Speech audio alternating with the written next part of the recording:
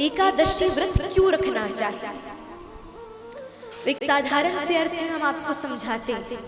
वैसे तो खूब गूढ़ रहस्य है इसके पीछे, लेकिन ऐसा मान लो जैसे स्त्रियां पति के लिए करवा चौथ रखती हैं, वैसे ही सब वैष्णव ठाकुर जी के लिए नित्य माह एकादशी रखते हैं।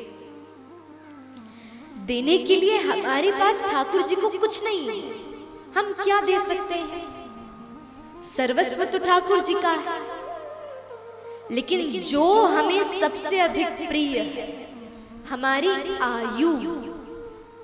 अब ब्रह्मा जी ने धरती पर यदि किसी को भेजा तो उसके इतने अनाज, इतनी चीनी वो पाएगा, इतना अनाज वो पाएगा, वो सब पहले सुनिश्चित करके भेजा।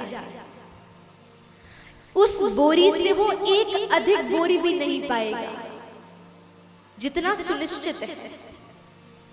लेकिन जिस एक दिन हम अन्न नहीं पाते, उस दिन की हमारी आयु गिनी नहीं जाती, क्योंकि उस दिन हमने अन्न नहीं पाया। तुम माने, अब लोग कहते हैं ना, करवा चौथ का व्रत रखने से पति की लंबी आयु होती है। कोई लंबी आयु नहीं होती, एक दिन की आयु बढ़ती। और वो भी देखे तो वो भी प्रत्यक्ष रूप में तो नहीं दिखता, कभी कभी किसी के पति की मृत्यु पहले हो जाती है। लेकिन भगवतीय अनुष्ठान में कैसी स्थिति है?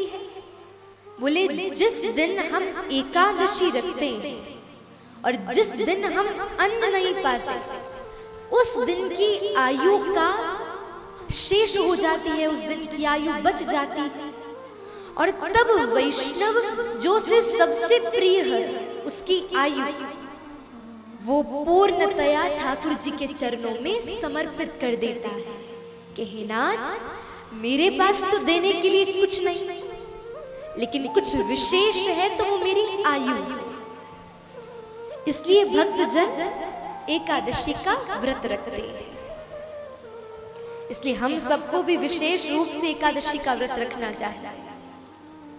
वैष्णवों की 3 निष्ठा है: माला निष्ठा, कंठी माला, तुलसी निष्ठा, नाम जप की निष्ठा और एकादशी निष्ठा।